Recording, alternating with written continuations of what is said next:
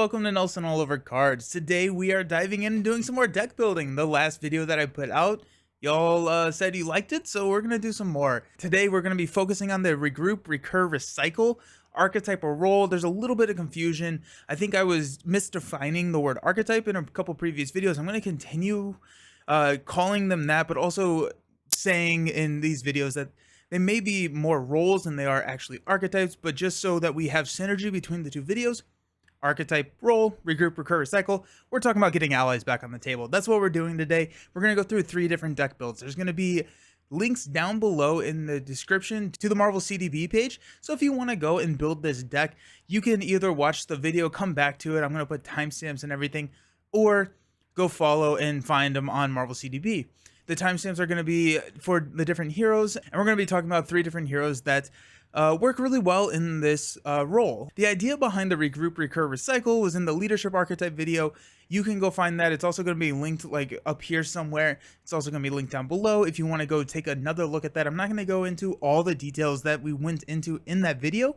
We're just going to mainly be talking about the deck builds, and I will reference some specific things that we talked about in that video. Yeah, I think that's about it. One last thing that I wanted to say is that the last video that we did, the big thwarter video, that was more geared towards higher player count games. This video is not necessarily that. Now, there are some decks that we're going to be featuring today that are for multiplayer, and then some of them are for single player. I will call those out individually for those specific decks, but solo players, I got you today. Alrighty, let's go down to the table and let's talk about the first hero that we are going to build for today, and that's Mr. Wolverine. So Logan and Wolverine are incredibly powerful. It's just a very fun playstyle to go through, all about big attacks, big damage, but he does not just have to rely on his attack events in order to win and deal damage, and that's because of his signature ally, Jubilee. Jubilee has a response that says after she enters play, you get to choose an enemy. Then until the end of the phase, when Wolverine or Jubilee are making a basic attack, they get +2 attack for that. So if Jubilee comes in, she now has a 3 attack, Wolverine has a 4, you're swinging for 7 against one enemy. Incredible value, actually just like a absurdly strong ally, but leadership gives us the tools in order to exploit this even further. So we are going to be using cards like Get Ready and Command Team to get multiple activations out of Jubilee. So now Jubilee comes into play, Wolverine attacks for 4, Jubilee attacks for 3. We can use a Get Ready to ready an ally and then attack for 3 more. So now we're up to 10. Or Command Team, which is a support, stays on the table. We can do this on call. We don't actually have to have the Get Ready in our hand. Get Ready is a nice to have in our hand that allows us to ready, and Jubilee can swing for 3 more. But we are talking about Regroup, Recur, Recycle, and what is insane about this combo is that the +2 stacks. So if Jubilee leaves play and enters play again, you get an additional +2 against that stack. And so cards like Rapid Response allow us to get multiple activations out of Jubilee, which will knock her out. Rapid Response will pull her right back into play.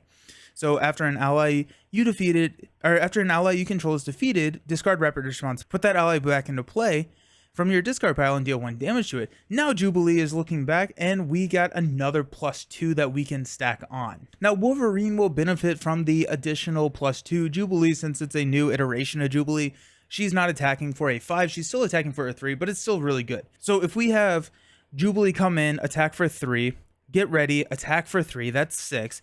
We Rapid Response her back in with a +2, attack for 3 again, that's 9. Wolverine can swing for 6, which is now dealing 15 total damage just off of these combo. But we're not done. That's probably, the majority of a lot of stage 1 villains, and a lot of the majority of stage 2 villains even. But we have more tools up our sleeve. We're not going to be able to do this combo every single time. Rapid Response is a once per player, and so we do want to have these on the table whenever we can. But we also have cards like Make the Call, which can pull Jubilee from our discard pile, put her back into play, activate that +2 again, as well as Pixie. Pixie is another X-Men ally that says after you play her from your hand, you get to add an X-Men ally from your discard pile to your hand, meaning that you can combo right back into another Jubilee play. All of this is kind of crazy, and you can probably figure out the theoretical math on how many times you can get Jubilee into play. My guess is that in a solo, potentially a 2-player game, that theoretical max is way more damage than you would actually need. But this kind of combo right here is pretty slick. Now we have multiple ways to activate Wolverine, and that is with Utopia. Utopia is if each of your allies have the X-Men trait, you get to increase your ally limit by 1. We're not really concerned with that, but we are concerned with the response. After an X-Men ally enters play, exhaust Utopia and ready an X-Men character.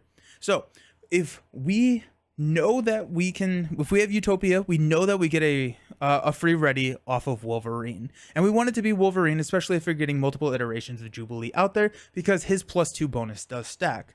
So if we know that we're going to be able to recur Jubilee one more time, we want to make a basic attack with Wolverine at that point before we recur Jubilee. So if Jubilee has come in and we know we have a rapid response on the table, we can pull Jubilee back before we attack with Jubilee and trigger the rapid response. We're going to make an attack with Wolverine, then we will attack with Jubilee. Rapid response will pull her back in. That will trigger Utopia to stand Wolverine back up. So there's a lot of damage potential here, and not all the stars are going to align, right? We're not going to be able to get all of these on the table all at the same time. We're not going to be able to put Jubilee into play 90. Wow, that was a very big over exaggeration. We're not going to be able to put Jubilee into play probably 4 times unless we're absolutely going for it, and at that point we probably don't need to be. That being said, there's a lot of ways to trigger this combo, and that's what the deck revolves around. You don't need the perfect turn, you need a good turn, and this deck provides a lot of good turns for you. All of that, and this is the core of the deck. The rest of the deck is figuring out how to make sure that this runs smoothly. So cards like Kalu, being able to, after he enters play, being able to search the top 5 cards of your deck for an event that's going to be either get ready or make the call. Ideally, it's going to be make the call. Make the call is our main target here. Kalu can go pull, make the call, be able to play Jubilee yet again. And then Black Panther allows you to, whenever he enters play, choose a leadership event in your discard pile and attach it to him face down. We're going to grab make the call and put it under Black Panther. Now we can play make the call as if it was in our hand. We have an on-call make the call, setting us up for an epic turn in 1, 2, however many turns down the road. When we want to combo this off, we've got that on the table. One of the issues with this strategy is that after paying for Jubilee multiple times, you're going to be running pretty light on resources. So we do want to sneak in a couple of a good number of resource generators. So Helicarrier is going to allow us to discounted cost. One quick note here is that like you cannot use Helicarrier and make the call. That does not work. So you're going to want to utilize Helicarrier elsewhere when you're playing a card from your hand.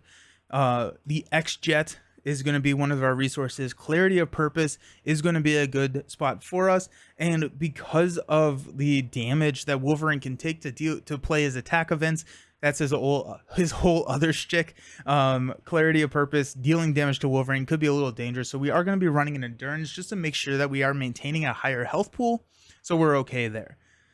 All of this needs to be paid for with our Power of Leaderships and our doubles. So that is the Jubilee Regroup Recur cycle. As you can see, there is a lot of potential for damage here. There is so many ways to make this thing work, and really, actually, like honestly, if you can pull Jubilee in twice and trigger Wolverine's attack twice, you're doing a lot of damage. Let's math that out.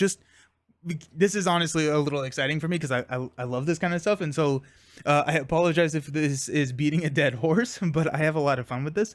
And so we play Jubilee from our hand, and now Wolverine's at a 4 attack and Jubilee is at a 3 attack. If we only have one recursion of Jubilee, we can attack for 3, we can attack for 4, that's up to 7, either get ready or a command team to ready Jubilee, and then we can attack for 3 more. We're up to 10. Jubilee is going to get discarded. We can pull her back with either a rapid response, make the call, or a pixie. Once we play her again, we can trigger Utopia, readying up Wolverine, and now we get to swing even again. So we were up to 10. Jubilee can attack for 3 more. Wolverine can now attack for 9 or 8. Sorry. So it was I think I even did the math wrong on that. But anyways, it's a lot of damage. It doesn't really matter. All this is to say, if you can trigger Jubilee coming into play 2 times, even one time, you're going to be doing a significant amount of damage. This deck works really well in solo. This deck works really well as the main damage dealer for the table. Alrighty, so up next, we're going to be talking about I think probably my favorite deck of all time, and that is my Cyclops regrouping Maria Hill. So I'm excited to talk about Cyclops. Let's go ahead and get that to the table. So a little fun background on me. One of my favorite things to do in RPGs, TTRPGs, is play support. I very much like setting people up to succeed and like giving them that buff that they needed to push them across the finish line. The reason I like this deck so much is this is the closest thing that I have found to playing really support, or like a big support role in Marvel Champions, and it's all around Maria Hill. So let's go down to the table and we'll talk about why I enjoy this deck so much and why it's so very good. The hero is Cyclops.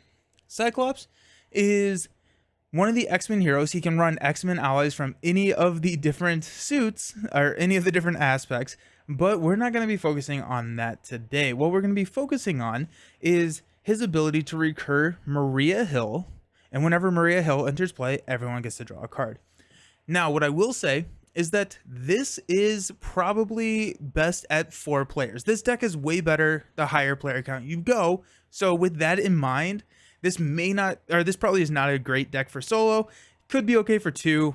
3 and 4 is where it's going to shine. The reason that one of the reasons why Cyclops is so good at this recursion strategy is his Field Commander ability. So this says that you take the first turn regardless of where you are in the turn order track. So regardless of what's happening, you are taking the first turn, which means that you can make sure that people are drawing cards before it ever gets to their turn with Maria Hill. So very similar to the last deck that we talked about. Make the Call can pull Maria Hill from the discard pile, triggering her when entering play ability, as well as Rapid Response. So it pulls her back in. You can play Maria Hill, pull her back in with Rapid Response, Make the Call, to have everybody draw a card. So if you are able to play Maria Hill, have her go to the discard pile, play Make the Call again, everyone's +2 cards. You know, that's like 40% extra cards for a lot of heroes. Now, these are the pieces that we were using with our last deck. We're going to add another way to get Maria back with Regroup in this deck. Regroup is a support that says when an ally is defeated by an enemy attack, return it to its owner's hand instead of discarding it. This is for the entire table. It has a force interrupt at the end of the round to discard Regroup. So you can play Regroup, have Maria chump block, she comes back to your hand, so you can activate her again, remembering that you're going to be taking the first turn. This is true for all allies on the table. So if you have if everybody has an ally, if we have 4 allies on the table, all of those are coming back to your hand. Again, we're +1 card. Since you pulled Maria, everyone's going to be at least +2 cards at that point. What's really cool, I love this deck, I'm sorry. What's really cool is that these are both tactic upgrades, or this is a support, this is a tactic upgrade. Cyclops loves tactics, and so both of these cards can be tutored with Tactical Brilliance. Tactical Brilliance says remove 3 threat from a scheme, choose a tactic card in your discard pile and add it to your hand. Does not have to be a upgrade. It can be any tactic card. So we can pull back Regroup or Rapid Response, whichever one makes the most tactical sense at that point in the game, in order to trigger this again. Cyclops, or Scott Summers, I should say, on his other side has its constant training ability to search your deck for a tactic upgrade and add it to your hand, limit once per round. Rapid Response is a tactic upgrade. So turn 1, we can get Rapid Response. We can start getting this engine going and have a Rapid Response on the table, or go grab some of his other upgrades depending on the game state. We're going to want to be spending the majority of our time in hero form for this game. So we will roll down every once in a while, but whenever we have a Rapid Response and we plan on triggering Rapid Response, we want to be in hero form because this is a hero response. One of the reasons why we would want to roll down is to trigger Med Team. So Med Team is after an ally is defeated by consequential damage, exhaust Med Team, place it here, 1 ally at a time. As an alter ego action, we can play it as if that card was in our hand. So if we have the ability to kill off, quote, Maria with consequential damage, we can throw her under Med Team, flip down, and then play her from Med Team on the next play, because we have to exhaust for both of these. The way that we're going to be doing that is we're going to be running 2 command teams. Now, In the previous deck, we were running 3 because we wanted to get multiple activations out of Jubilee because of that high attack. Maria Hill is we're not necessarily looking for multiple activations out of Maria Hill. There are some combos where that works, especially if you have like rapid response or a med team that you want to trigger, not a regroup, not to make the call. But if you have the command teams here, that's why we're only running 2, because a lot of the time you're going to be using her to step in front of a villain attack and then pull her back at that point. So we're running 2. Most times you're only going to be activating Maria 1 time per turn, and then you can pull her back. And then you can have her take a hit because you have like a regroup about, or you have a rapid response in the villain phase, and you want her to take a hit over the 2 thwarts. Again, there are some things that we have to use to get this thing running. We got Kalu and Black Panther. These allow us to go find a event, which is going to be either like a tactical brilliance for Kalu that's going to allow us to go grab a regroup or a rapid response, or a Black Panther to do the same thing with make the call that we were talking about last time. Put make the call under Black Panther. Now we have another make the call on call for use to pull Maria Hill out of the discard pile. We're running a Professor X here because we do want to be running down. Also, I have found that this deck really does lean into the threat mitigation side of things, and so having Prof in there for the confuse or a ready, you can sit here and say someone needed to exhaust in the villain phase. You can play Professor X, have them ready up. If they're an X-Men, of course, if they're an X-Men, or confuse or whatever you need with the 3 thwart. Also, this is a really fun combo. Command team with Professor X is 6 thwarts, and a lot of the times I'm sitting there with leftover charges on command team at the end of the game. So that is the core of the deck. Oh, I guess without Professor X, that is the core of the deck to get Maria Hill into play. The timing is everything, and it took me a couple of times through this deck to make sure that I got the timing so that I can activate Maria multiple times. I think probably like 3 or 4 is really solid for the entire round, villain and hero phase. But you can definitely do more. You can absolutely do more than 3 or 4 times in a turn. It gets a little tricky, but it's pretty easy to hit. It's really easy to hit 2. It's pretty easy to hit 3. 4 is tough, but I'm sure you could get up to higher. The rest of the deck is all about playing supports and building off and supporting your teammates. And so you can do that with all of his upgrades, but I really like to look at priority target. So you attach it to an enemy. When that enemy is defeated, the player defeats it, draws 2 cards. So you do get to, get that card advantage for it, either yourself or another teammate. We have Moira. You will not be flipping down very frequently unless you are looking for this med team, or you need to go down to find rapid response with his constant training ability. Moira, whenever you flip back to hero form, you get to draw a card. So that is some nice synergy there. But this is also when any mutant does this. So if you're running against, or if you're running the table with a lot of other X-Men, then Moira is going to be triggering every round. We've got Helicarrier. Helps you pay for things, or you can pass that discount off to someone else. Avenger Mansion also increases that card efficiency. You can play it because you're drawing a ton of cards, and then you can pass out that card to somebody else or to yourself if you are looking for another way to regroup Maria. X-Jet is also another thing that you can pass off. We're going to pay for everything with the power ofs and the doubles, and that is the Breaking Maria Hill deck. It's all about getting Maria Hill onto the table as many times and letting your allies go in and just run ship. Like, I've played this a couple of times where the player next to me I think it was a priority target, had like 11 or 12 cards in their hand. Now, there were a couple other things going on, but it's like you can really get the card advantage going along with threat mitigation, have that pseudo handled, and just let everybody else deal with everything that they need, mainly like the damage, and you're going to be a favorite at the table. That's all I'm going to say, because everyone else gets to take a very, very long turn, and it is very satisfying. I adore this deck. I think it is so much fun. It is I feel like I just keep saying this over and over again, but this is probably one of my favorite decks in all of Marvel Champions, just because of how support it can be. But I've talked enough about this. If you have questions, just let me know in the comments. But let's go on to our final hero that we're going to be spotlighting today, and that's going to be Gamora, all about recurring Nebula. Now, Gamora is one of those characters that can splash multiple different aspects or other aspects than her chosen aspect into a given deck, which makes her really interesting to deck build for. And I'm pretty happy with this deck build. I'm calling it Nebula Goes Fishing, because here, let's go down to the top down. So it's a deck all about Gamora and Nebula.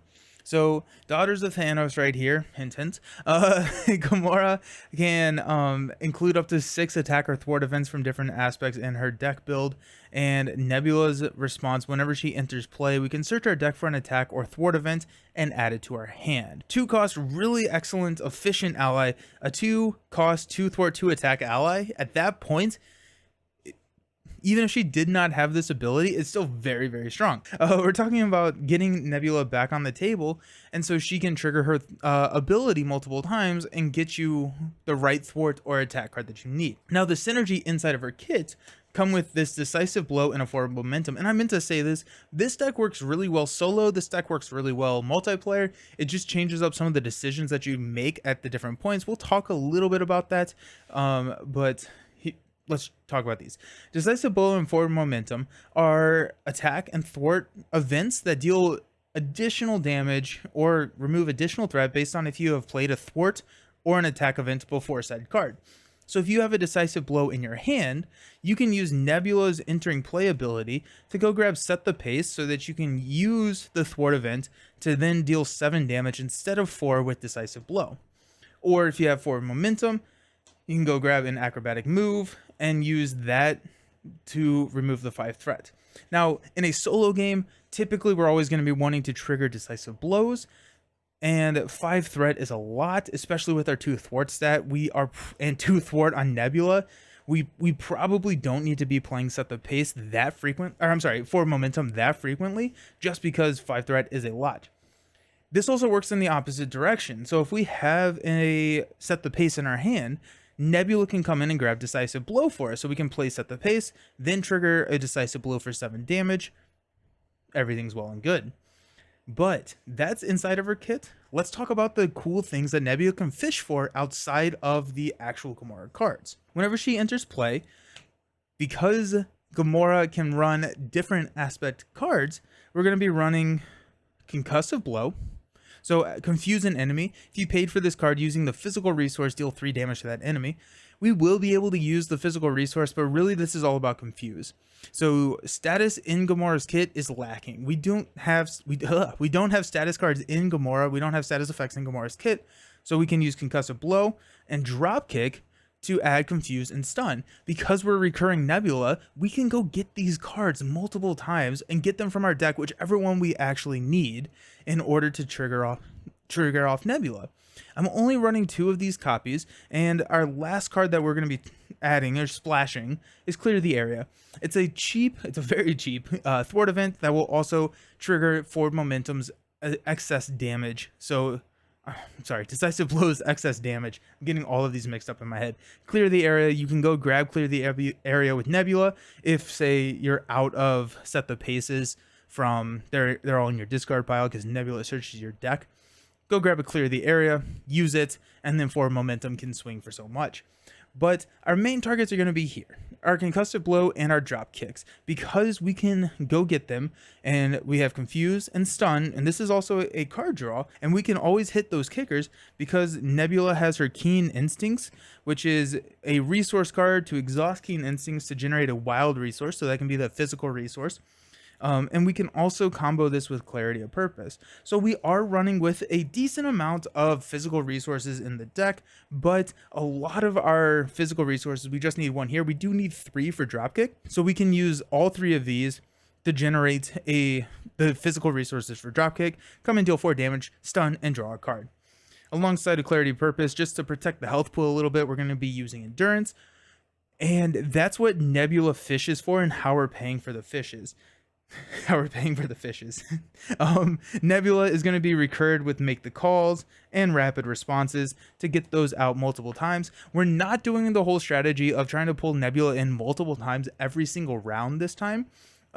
Mainly because you run out of money pretty quickly. So Nebula can go in and get these thwart or attack events, but there's a limited number of how many you can actually play in a turn. And so pulling her in once, having her thwart or maybe attack, and then chump blocking for you, I think it is a lot better of a strategy than trying to pull her in multiple times to pay for everything.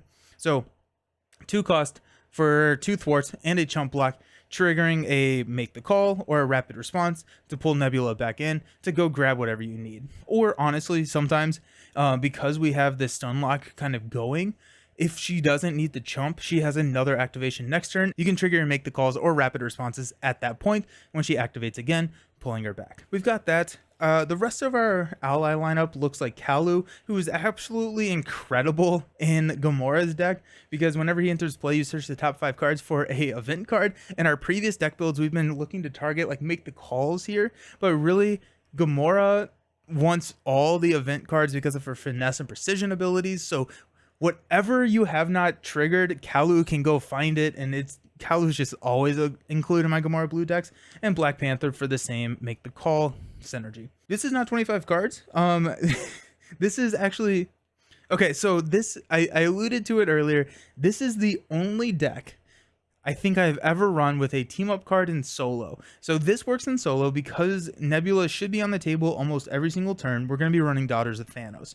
This is a team up. We have to have Gamora and Nebula on the table at the same time. It's a hero action to draw 3 cards. So 1 cost to draw 3 cards. So we are card positive at this point, and because we're recurring Nebula all the time, we should have her on the table in order to trigger this. If not, if we don't have Nebula, maybe she hasn't seen, it's a wild resource so that we can hit our kickers up here. We're going to round it out with Drax for the attack and Groot. Oh, we are off screen. Drax for the attack on the villain and Groot to handle minions. And so we have kind of the lockdown on the villain here with our status conditions, and Nebula can take a hit, but our health pool can be a little fragile, especially if we are spamming Clarity of Purpose. Groot can handle a minion. So after he defends against a minion, he gets to heal 2 damage. And so if there's like a 2 attack minion out there, just leave Groot out there and you don't have to worry about the minion. We're going to have Professor X. I need to make sure I have room. I should have started a little bit higher. We're going to have Professor X to help with the confused. Gamora does have a fairly strong alter ego kit. She has the ability to look at the top card of your deck. If it's an attack or thwart event, you get to draw it, as well as her athletic or conditioning room, which let me just go ahead and grab that. The conditioning room is exhaust the conditioning room, return the bottommost attack or thwart event to your hand and heal 1 damage for Gamora. We're going to have damage because of the Clarity of Purpose. This helps us get that net positive card. So we do want to be flipping down, taking care so we can confuse with Concussive Blow, Professor X, and if we do get that surprise advance or whatever, we have a lot of threat mitigation in the kit regardless. This is also why it works fairly well in a higher player count game. We can handle threats or damage. Gamora flexes very well. And then to round out our allies, we've got Mr. Nick Fury over here, helping us draw the cards that we need. Mainly if we have a decisive blow, we're looking for either like the clear the area or the Septa base so that we can hit that 7 damage with decisive blow.